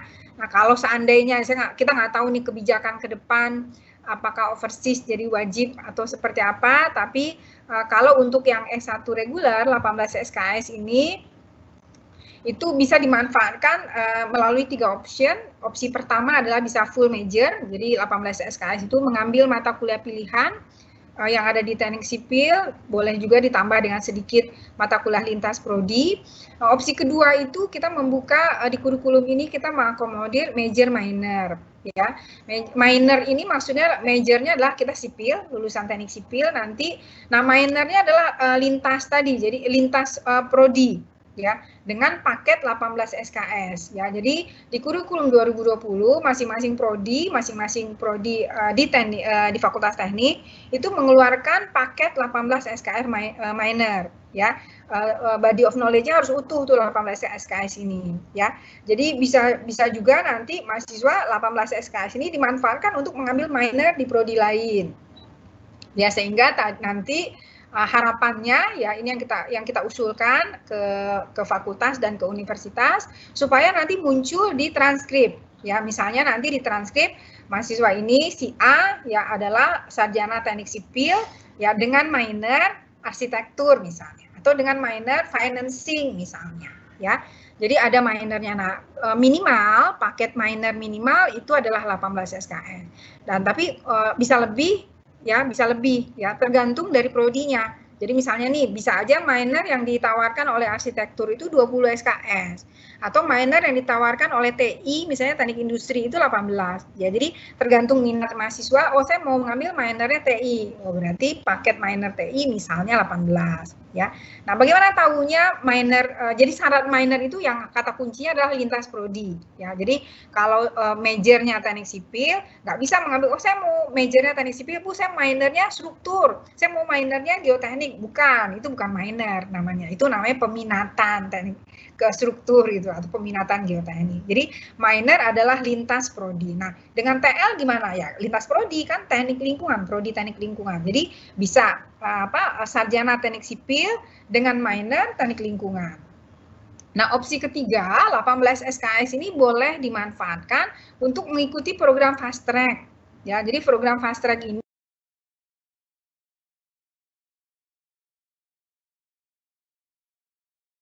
mengambil 19 SKS mata kuliah S2 di semester 7-8, kemudian sisanya itu ditambahkan di semester 9 dan 10. Ya, jadi ada 3 opsi tadi ya untuk 18 SKS mata kuliah pilihan ini. Bisa full major, teknik sipil aja ya dengan mengambil 18 SKS mata kuliah pilihan ya, atau mengambil konsep major minor ya, atau fast track. Oke, ini ada detailnya, saya lupa. Ya, di slide berikutnya ada pendetailannya full major. Ini ya, fokus ke sipil, keleluasaan memilih 18 SKS mata kuliah pilihan, minimal 3 mata kuliah menunjang skripsi, dan bisa mengambil 9 SKS mata kuliah magang, lintas jenjang, atau lintas fakultas, atau exchange tadi. Ya, ini kalau full major. Ya, mungkin untuk KKI lebih cocok full major ya, tapi nggak menutup kemungkinan, ini mata kuliah pilihan yang dibuka ya. Ada, nah mata kuliah pilihannya sekarang ada mata kuliah pilihan jenjang semester 4. Ya, jadi mahasiswa semester 4 itu udah boleh memilih mata kuliah pilihan. Nah, ini kita udah sesuaikan dengan semesternya. Ya, ada di semester 6, semester 5, dan semester 7. Nanti coba dilihat aja. Ya, ini adalah major minor tadi. Ya, ini yang tadi sudah sampaikan. Ya, intinya adalah harus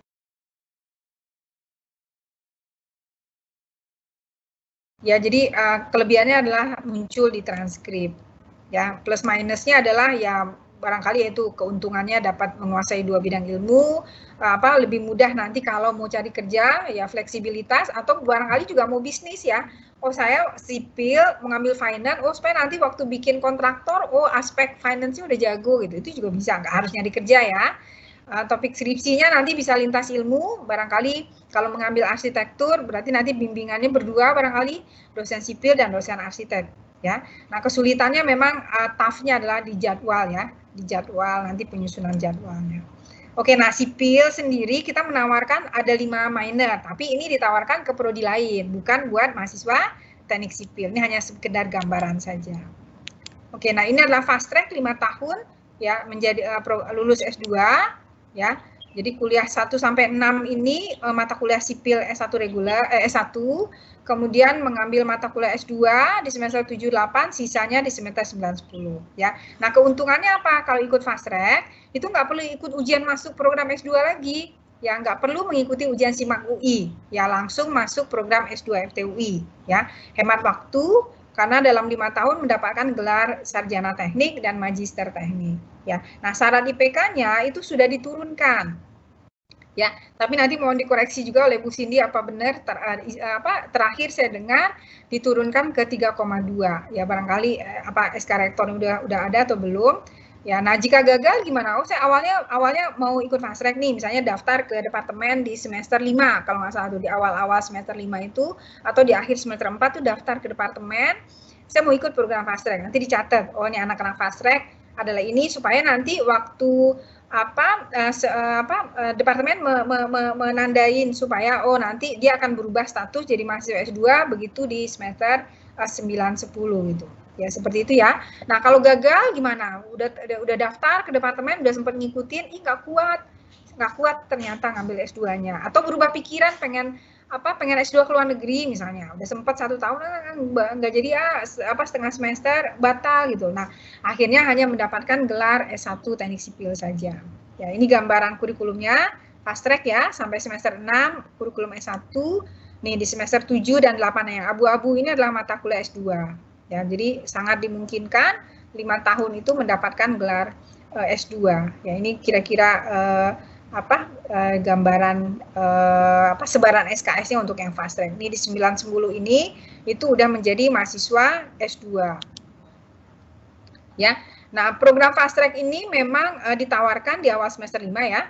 Kemudian yang berbeda adalah di fast track di kurikulum 2020 mahasiswa yang mengambil fast track itu nggak perlu mengambil skripsi ya. Karena ingat tadi kompetensinya ada 2, endingnya adalah kemampuan desain itu di project, kemampuan menelitinya itu di skripsi. Tapi kalau dia ikut fast track, kemampuan meneliti ini dialihkan ke tesis aja. Jadi nggak perlu 2 kali, skripsi juga, tesis juga. Ya, jadi cukup 1 saja. Ya, tapi ini baru berlaku bagi yang ikut fast track ya tahun depan. Jadi bagi yang tahun ini belum berlaku. Ya. Kemudian kalau dia gagal, nggak sanggup fast track, nah ingat karena dia nggak sanggup fast track, maka skripsi dan seminar jadi wajib gitu. Ya. Jadi wajib ngambil skripsi dan seminar. Nah, yang ingin saya sampaikan di sini adalah bahwa semua kompetensi yang tadi dijabarkan itu diassess loh, gitu loh, pencapaiannya, gitu. Ya, jadi kita bicara tadi ada 13 ELO, ya departemen sudah tim kurikulum sudah berusaha mencoba melihat sebarannya kompetensi ini dititipkan di mana ya, di mata kuliah apa. Nanti kita ukur pencapaiannya. Ya, kita wajib menyampaikan pengukurannya. Jadi ini gambarannya saja supaya kalian dapat gambaran. Oke, nah yang paling penting adalah ini ya, transisi kurikulum ya. Transisi kurikulum gimana caranya supaya implementasi kurikulum 2020 ini nggak merugikan mahasiswa ya. Kami nggak mau juga ya, karena perubahan kurikulum mahasiswa dirugikan. Nah, sudah disusun sedemikian rupa agar proses transisi ini berjalan mulus ya. Jadi ada masa transisi ya. Selama ini masa transisi biasanya cuma 1 tahun, tapi bila diperlukan ya tetap akan diperpanjang ya. Jadi nggak saklek ya 1 tahunnya ya. Jadi mata kuliah yang pindah-pindah tadi ya, gara-gara pindah sekuensnya nggak tercapai, prasyaratnya jadi berantakan, itu boleh request ke departemen, mohon dibukakan mata kuliah apa gitu loh, supaya karena saya prasyaratnya jadi terganggu gitu ya. Jadi boleh ya, jadi mahasiswa yang belum, kemudian untuk tadi mata kuliahnya juga di samping pindah posisi juga ada yang tadi yang di merge, kemudian ada yang SKS yang berubah dan segala macam. Lihat tabel aturan transisi yang ini ya. Jadi ini setara dengan apa? Kemudian lihat klausulnya ya, seperti praktikum misalnya ya, kimia dasar ini kalau belum lulus salah satu ini maka mahasiswa yang belum lulus salah satu dari mata kuliah kimia dasar atau kimia lanjut mengambil mata kuliah kimia dasar lingkungan yang belum lulus salah satu. Gitu ya. Jadi ada nih aturan transisinya di sini. Semua ada di sini ya. Kemudian ada mata kuliah baru. Ya, mata kuliah baru ini wajib ya untuk angkatan 2018 dan seterusnya. Ya, jadi 2018 ya 2018, 2019 itu wajib mengambil 3 mata kuliah baru ini. Oke, ini adalah mata kuliah yang berubah posisi tadi. Coba mohon untuk dicermati apakah mempengaruhi sequence mata kuliahnya, ya mempengaruhi IRS semester depan. Nah, ini adalah transisi ya. Jadi tim kurikulum itu udah mencoba mereview ya, kalau semester depan kita langsung implementasikan kurikulum 2020, kira-kira siapa yang kena dampak ya, mata kuliah apa yang pindah posisi itu sekuennya jadi kacau nih. Anak-anak angkatan 2019 kalau nggak ngambil ini dia nggak boleh ngambil mata kuliah yang ini itu. Nah, itu udah dipikirkan oleh tim kurikulum ini yang untuk reguler ya. Nah, untuk yang ini maaf yang 2000 ini, nah ini untuk yang internasional, kelas internasional ini adalah sifatnya adalah saran ya. Jadi ini bukan keharusan ya. Ini adalah suggestion ya, saran dari tim kurikulum ya. Saran ini untuk mahasiswa KKI ya. Jadi karena dia ekonomi teknik pindah maka dia ini laptop saya baterainya habis. Pasti tolong ambilin baterai chargernya dong Kak. Mohon antar ya, baterainya udah mau habis ya. Saya lanjut bentar. Ini adalah ini bukan paket ya. Oh, jangan nanti dianggap waktu sosialisasi saya wajib ngambil 20 SKS katanya. Ini bukan wajib ya. Ini adalah paket yang kami sarankan.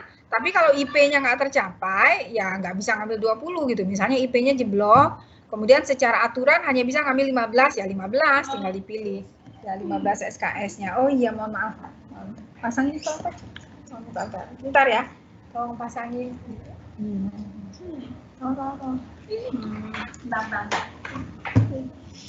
Oke, berikutnya adalah maaf, berarti ini adalah untuk semester 5-nya ya, kami juga sampai petakan ya, kira-kira di semester 5 itu apa yang perlu diambil ya, bahkan sampai semester 7-8 yang tadi ya. Jadi bisa overseas di semester 7 ya, sisanya di semester 8 itu kewirausahaan, kemahasiswaan ya, kerja praktek. Jadi ini kira-kira gambarannya. Jadi mahasiswa KKI itu tuntas kompetensi utamanya di semester 6 sehingga semester 7 bisa dilakukan untuk overseas. Kemudian ini untuk 2018 KKI ya, jadi semester depan ini saran ya, saran dari tim kurikulum ya, coba dikomunikasikan nanti dengan pembimbing akademiknya ya. Oh, jadi nggak wajib nih kalau IP-nya nggak mencukupi 21 gimana Bu ya, ikuti syaratnya UI. Berarti kalau cuma 15 ya 15 gitu ya. Jadi ini kira-kira saran dari tim kurikulum ya untuk mata kuliah yang bisa diambil oleh mahasiswa KKI 2018 di semester 5-6 ya, selama tahun akademik 2020-2021 ya. Kemudian di tahun depan ya bisa overseas ya, kemudian menyisakan kewirausahaan dan kemahasiswaan. Kemudian untuk 2017 ya, 2017 itu angkatan 2017 nggak kena dampak sama sekali ya sebenarnya. Ya tinggal mengikuti ini kalau untuk yang reguler, ini yang untuk KKI ya. Jadi wajib masih ada proyek rancangan infrastruktur. Nah, ini yang coba nanti disiasati ya untuk overseas-nya ya. Saya nggak tahu nih kalau memang belum saya nggak tahu kebijakan fakultas ke depan apa terkait COVID ini, apakah overseas wajib. Kalau overseas nggak wajib berarti di semester depan itu ada proyek perancangan infrastruktur 4 SKS. Oke, ya kita udah sampai di akhir ya, cukup lama juga ternyata, mohon maaf ya. Mudah-mudahan cukup clear ya sosialisasi kurikulum ini sehingga bisa dapat gambaran ketika kurikulum ini diimplementasikan ya, semua berubah menjadi kurikulum 2020 dengan adanya transisi-transisi tadi. Ya, dan pada prinsipnya adalah perubahan kurikulum ini kami tim kurikulum ya dan juga departemen semangatnya adalah tidak mau merugikan mahasiswa ya. Jadi transisi ini akan kami akomodir ya, departemen akan bantu, yang penting dikomunikasikan saja ya, ada problem apa, kalau memang mata kuliah itu perlu dibuka ya dan harus dibuka ya, departemen pasti akan bantu. Mungkin itu saja dari saya sebagai perwakilan dari tim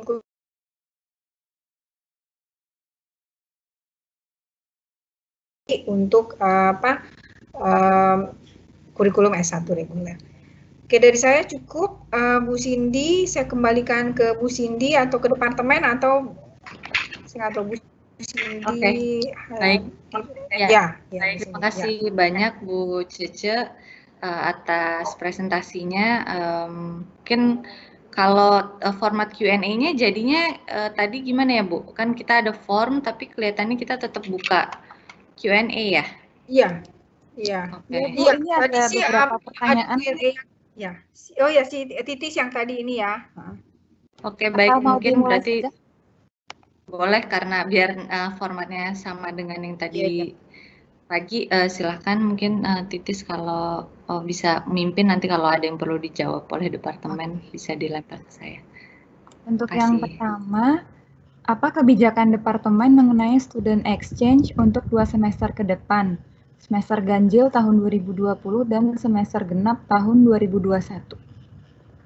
Ini kayak Bu Cindy nih yang pantas jawab nih, karena terkait dengan COVID ini ya Bu Cindy. Halo Bu Cindy. Oke. Berarti pertanyaan. Ya, jadi pertanyaannya terkait ini Bu Cindy, apa kebijakan, mungkin bukan kebijakan departemen ya, kebijakan fakultas untuk overseas nih dengan kaitannya dengan COVID. Apa wajib overseas kah atau gimana gitu? Jadi itu ya Titis ya pertanyaannya ya. Kalau yang saya lihat mungkin nanti ketika kuesioner tentang kemahasiswaannya sudah final dan bisa di-share, bisa dilihat ya sama teman-teman.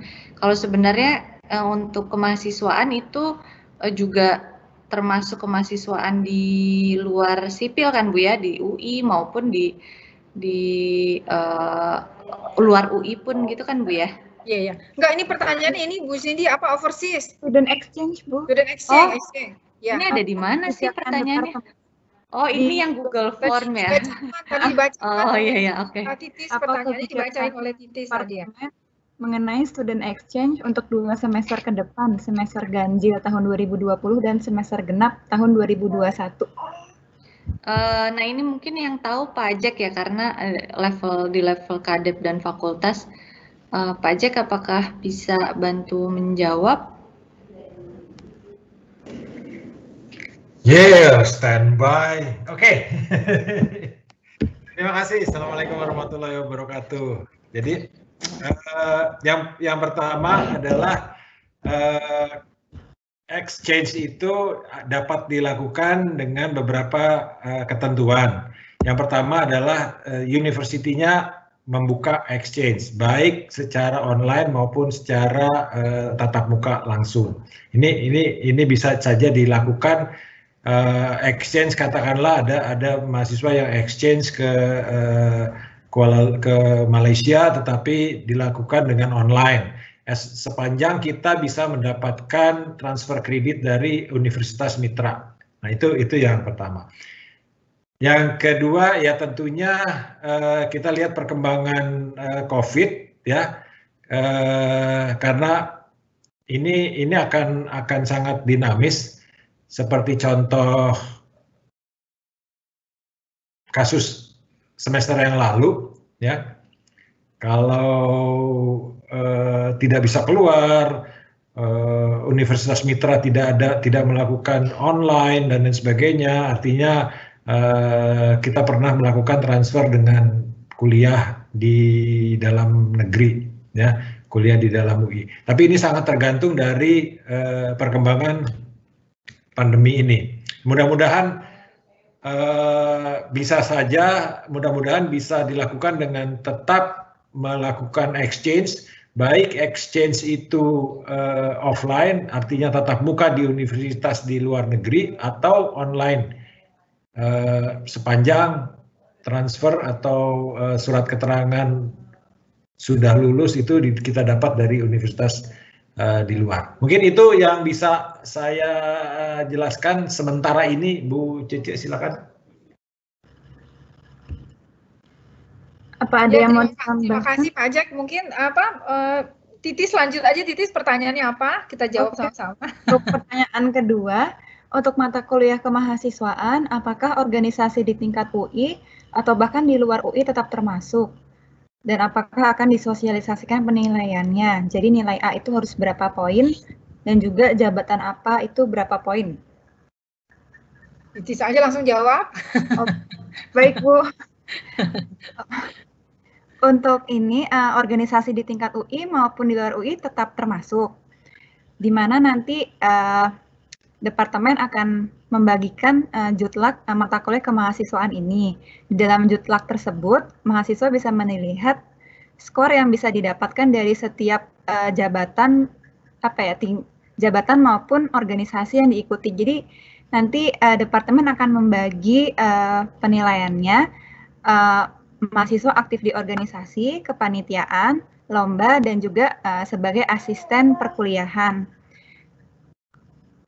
Jadi misalnya untuk jadi ketua IMS, misalnya skornya nanti setara dengan 50. Lalu misalnya menjadi staf kepanitiaan, misalnya staf nilai skornya 20, kayak gitu. Nanti detailnya seperti apa, departemen akan membagikan kuesioner. Jadi di situ mahasiswa bisa melakukan simulasi kira-kira dalam 4 tahun perkuliahan itu mahasiswa mendapatkan berapa nilai skornya, dan nanti di tahun keempat mahasiswa bisa melihat total skor dia berapa. Jadi misalnya setelah menabung skor dari tahun pertama, nanti ternyata di tahun keempat mahasiswa sudah mendapatkan. Ya, ini Bu Titis ada anak bayi. Jadi kira-kira itu ya, kita departemen sedang menyusun kuesioner ke mahasiswa untuk dapat gambaran baseline-nya. Jadi kita pengen dapat gambaran seberapa aktifkah mahasiswa teknik sipil reguler, seberapa aktifkah mahasiswa TL, seberapa aktifkah mahasiswa KKI juga. Harapannya kita juga pengen dapat data sehingga kita punya baseline nanti. Oh ternyata kita intinya mata kuliah ini bentuknya adalah bentuk apresiasi dari departemen terhadap mahasiswa yang aktif ya mencari soft skill yang melalui kegiatan kemahasiswaan. Karena secara kurikulum soft skill itu adalah bagian dari kurikulum teknik sipil ya. Tapi kemahasiswaan ini adalah bentuk aktif di organisasi kemahasiswaan itu kita appreciate dalam bentuk SKS tadi. Nah, intinya adalah karena bentuknya apresiasi ya kita nggak mau menyusahkan juga sehingga kita butuh baseline kira-kira berapakah batas bawah yang kita patok ya untuk mengklaim mata kuliah kemahasiswaan ini. Kita harus terapkan berapa minimum requirement-nya, misalnya skor minimum 200. Nah, untuk menetapkan 200 ini kami lakukan kuesioner tadi untuk dapatkan gambaran data. Baru nanti ya kalau ini sudah confirm, kita udah dapat gambaran data, sehingga dapat nanti kurikulum bisa bilang bahwa minimum kredit yang harus dikumpulkan atau poin yang harus dikumpulkan katakanlah 200 gitu loh. Nah, 200 itu rasanya nggak akan menyusahkan gitu loh. Karena hampir rata-rata mahasiswa teknik sipil 200 itu dapat gitu lah. Nah, tinggal kita scoring nanti. Kalau minimumnya 200, mungkin 200 itu nilainya baru C barangkali. Tapi kalau ada yang aktif dia dapat poinnya 300, 300 itu A. Ya 250 itu barangkali A- gitu loh. Nah itu gradingnya. Tapi batas bawahnya ini kita akan lakukan survei melalui kuesioner yang akan di-launching oleh departemen. Ya jadi mohon bantuannya juga nanti untuk mahasiswa KKI biar kami di departemen dapat gambaran juga gitu loh. Ya keaktifan dari mahasiswa KKI di kegiatan kemahasiswaan. Tapi nggak hanya tertutup di FT. Jadi bukan hanya kegiatan kemahasiswaan ya. Saya lupa ada 3 klausul ya Bu Titis ya, mohon maaf Titis mungkin lagi ini. Jadi aktif di membantu jadi asisten pun boleh, asisten mahasiswa ya. Ya, asisten mata kuliah itu juga dapat bobot. Kemudian jadi bantu event organizer misalnya teknik sipil itu kan sering rutin ngadain chance ya. Civil engineering national seminar. Jadi ketua panitianya kah menjabati di dalam kegiatan itu tuh ada bobotnya. Nah, itu kita udah coba jaring, kita mau coba jaring nanti ya. Seperti itu. Kalau udah final pasti, sosialisasi pasti. Kita wajib melakukan sosialisasi ke mahasiswa supaya mahasiswa dapat gambaran nih gitu. Itu barangkali ya, Titis ya. Kayaknya udah cukup jawabannya. Kalau ada pertanyaan lagi. Ya, untuk pertanyaan selanjutnya, untuk mata kuliah magang yang skill job, tapi bukan kompetensi teknik sipil, hitungannya termasuk magang A atau B. Misalnya mahasiswa masuk ke divisi product development di Shopee atau semacamnya. Oh, oke. Kalau magang itu memang di silabus itu kita menyebutnya engineering job ya, atau apa skill jobnya itu ya mungkin kalau kita dapat gambaran ngapainnya sih barangkali bisa kita masalahnya kan kita karena ini baru kita belum dapat gambaran ya kira-kira magang itu akan variasinya kan banyak ya. Nanti mungkin gini aja sebelum mengklaim, jadi lebih baik sebelum mengklaim SKS-nya konsultasi dulu, barangkali nanti kita akan buatkan SOP-nya ya di departemen kalau mau konsultasi magang ini masuk kategori A atau B ya gitu. Itu lebih baik seperti itu, nanti kita akan buatkan SOP-nya. Karena memang di silabus itu kita harapannya adalah magang itu ada dua, ada magang yang unskilled job, ya any kind of job gitu loh, nggak terlalu related. Ya tadi contoh paling sederhananya adalah di McDonald's gitu, itu kan nggak ada engineer banget ya. Tapi kalau yang skill job itu tadi misalnya yaitu di kontraktor, di konsultan, magang di perusahaan dan bukan hanya sekedar di perusahaannya kita lihat, tapi job desk-nya apa gitu waktu magang. Nah itu mungkin perlu klarifikasi nanti. Saya nggak bisa bilang di product development ngapain gitu di product development itu. Kalau memang rasanya itu skill job, ya nggak apa-apa, kita bisa juga gitu. Oh ini diakui sebagai magang 3 SKS gitu. Ya jadi memang harus case by case kalau untuk magang yang skill job ini. Begitu Titis barangkali jawabannya. Ya Bu, selanjutnya bagaimana cara kita mengambil mata kuliah untuk semester 3 jika di semester sebelumnya sudah mengambil stat prop dan kimia dasar? Oh, tadi kan di semester 3 itu udah ada. Mungkin pertanyaan ini dibuat waktu slide-nya belum nyampe ke slide yang transisi ya. Jadi seperti yang tadi saya sampaikan, tim kurikulum sudah berusaha memetakan. Jadi kalau seandainya misalnya nih, kalau tadi kan peta yang kami buat itu dengan asumsi misalnya nih angkatan 2019, berarti kan semester depan masuk semester 3. Nah, peta yang dibuat oleh tim kurikulum memang dengan asumsi mata kuliah semester 1, semester 2 itu udah lulus semua, maka saran kita semester 3 ini di semester depan itu ngambil mata kuliah ini gitu. Itu bentuknya saran ya, saran yang kami sudah pikirkan sekuensnya ke depan gitu. Tapi kalau seandainya nih semester 1-2-nya pun ada bolong-bolong juga, sehingga saran yang dipropos oleh tim kurikulum ini nggak bisa dijalankan juga. Berarti nanti konsultasi ke PA sebaiknya mengambil mata kuliah apa ya. Kalau memang misalnya statistik probabilistiknya pindah semester nih, sementara statistik itu barangkali ada syaratnya untuk mata kuliah yang lain, mau nggak mau harus nih semester ganjil ini diambil, padahal dia udah pindah ke genap. Nah itulah masa transisi. Masa transisi itu kita bisa buka mata kuliah ganjil ditaruh di genap, genap taruh di ganjil ya, untuk mengakomodir agar peralihan kurikulum ini berjalan smooth gitu loh. Ya, dan bisa juga kalau di KKI adanya di ganjil, di genap, tapi di reguler mungkin aja di ganjil. Nanti lapor ke Bu Cindy saya mau lintas, ya mungkin karena yang request itu misalnya nggak banyak, ya ikut reguler. Tapi untuk statistik probabilistik ini tadi ya ada 3 boleh diambil di reguler, atau juga kalau memang requirement yang request banyak, ya departemen bisa saja mengusulkan untuk dibuka satu kelas sendiri itu.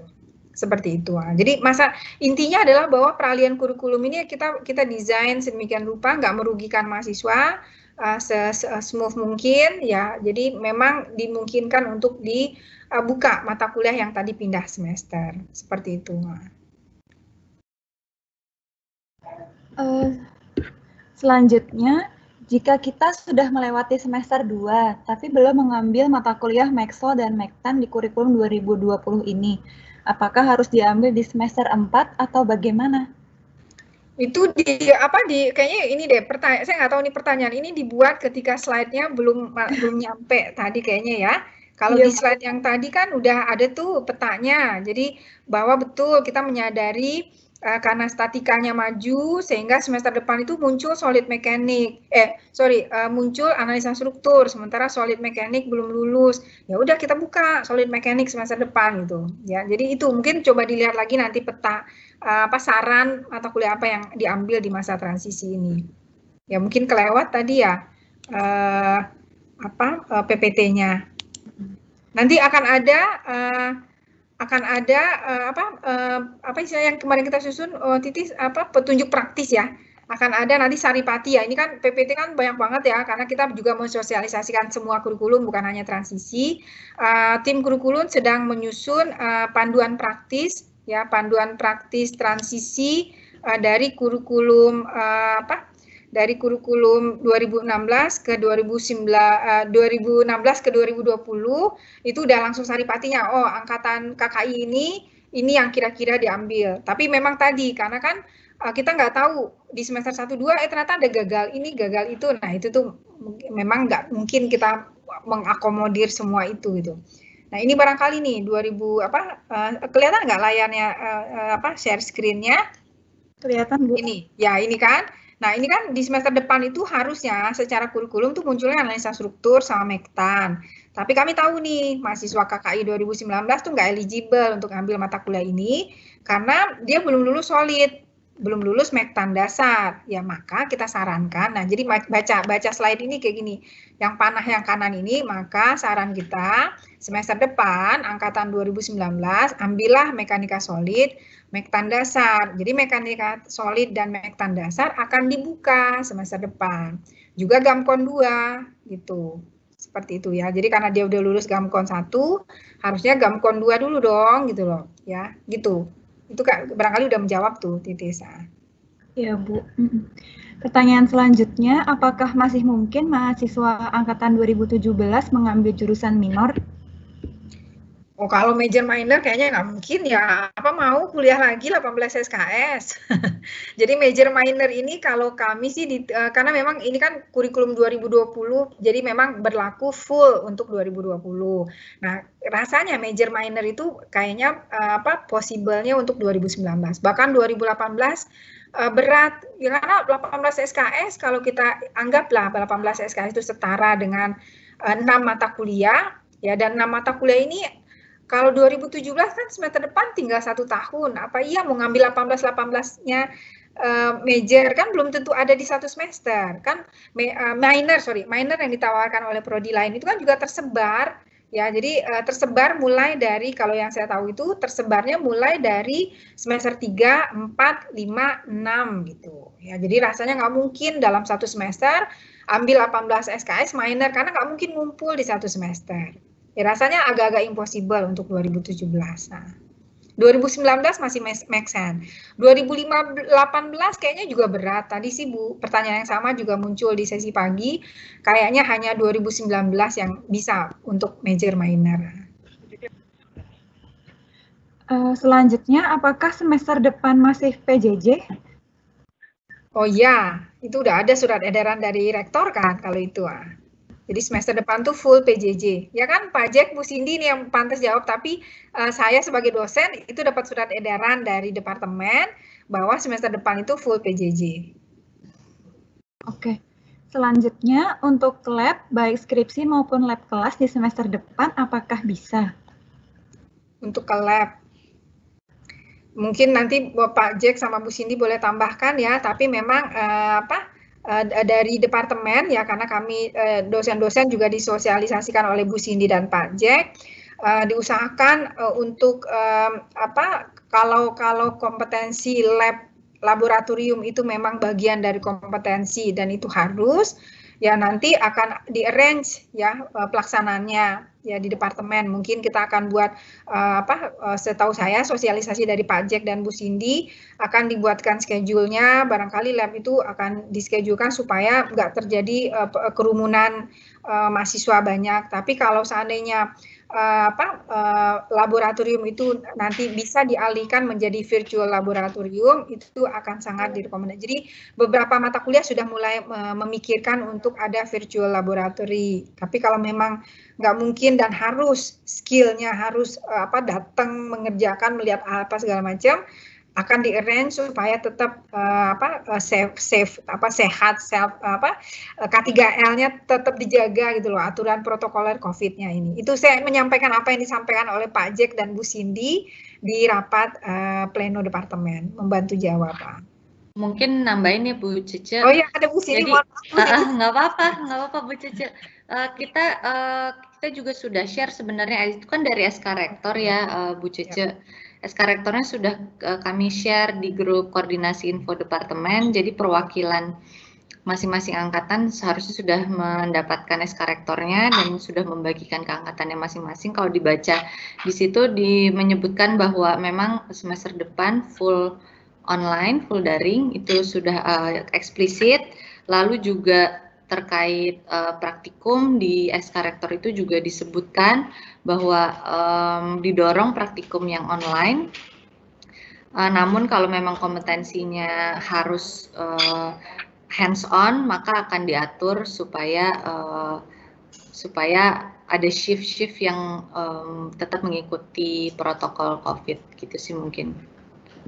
Tapi itu jadi intinya bottom line-nya intinya bahwa dengan adanya kondisi COVID ini tidak akan mengganggu kelulusan teman-teman untuk mata kuliah yang berbasis praktikum. Mungkin itu aja ya yang sangat yang teman-teman perlu kepastian ya. Jadi intinya nggak akan gitu mata kuliah yang ada praktikumnya tiba-tiba diundur semester depan, nggak gitu. Jadi apapun yang terjadi, kalau kalian mengambil dan menjalankan kuliah dan asesmennya secara lengkap dan baik, maka tentunya bisa diselesaikan pada semester tersebut juga. Gitu.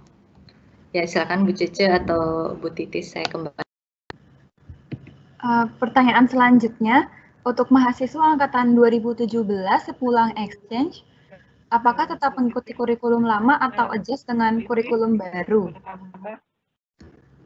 Kalau harusnya sih langsung kurikulum baru. Jadi misalnya yang akan dibuka itu kan semuanya kurikulum baru. Jadi 2020 ini, tahun akademik 2020 yang dibuka itu hanya satu kurikulum. Dan itu berlaku untuk semua. Ya tinggal lihat aturan transisinya aja tadi, kesetaraan mata kuliah dan segala macamnya. Oke. Selanjutnya, saya tidak lulus kalkulus 2, tapi sekarang kalkulus 2 sudah dilebur. Apakah saya masih harus mengulang kalkulus? Kalkulus 2 nggak dilebur. Kalkulus 1, kalkulus 2 tetap ada. Salah lihat kayaknya. Iya, Bu. Ya, kalkulus 2 tetap ada kok.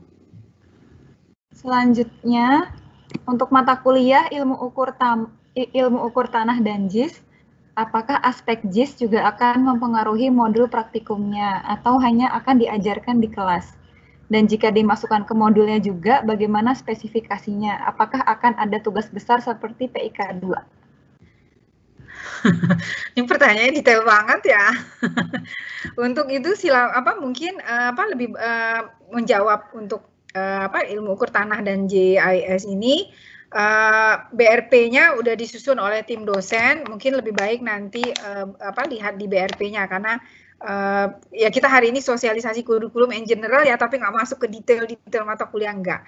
Tapi ya BRP-nya nanti kami tanyakan ke tim dosen. Nanti ada academic guidebook. Di situ udah ada silabus ya. Kemudian untuk mekanisme pelaksanaan dan detailnya nanti yang lebih detailnya itu ada di buku rancangan pembelajaran. Nggak bisa bantu jawab juga. Karena spesifik banget ke suatu mata kuliah ya. Nanti mungkin lebih baik tim dosennya barangkali nanti di academic guidebook mungkin lebih terlihat lebih jelas nanti di silabusnya. Oke Bu, sejauh ini pertanyaannya itu aja. Tadi kalau ada pertanyaan lain, pertanyaannya sudah dijawab tadi. Oh, sip. Oke, dari saya sudah Bu Cindy, alhamdulillah. Berapa orang atendinya hari ini, Mas Anton? Saat ini 13, Ibu. Oh, oke, ya udah nggak apa-apa. Ya. Oke, nanti mungkin kita coba bantu share juga videonya ya ke ke mahasiswa bagi yang nggak bisa hadir hari ini. Lalu berarti udah bisa kita tutup ya, Bu Cece dan tim kurikulum yang lain. Terima kasih. Ada Bu Wiwi juga di sini. Bu Wiwi, mungkin ada yang mau ditambahkan, Bu Wiwi, sebelum ditutup? Cepat saja.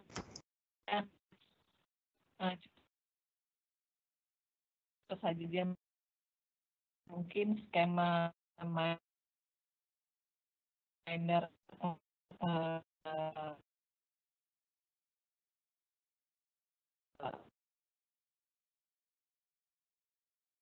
major minor itu untuk sudah kalau lalu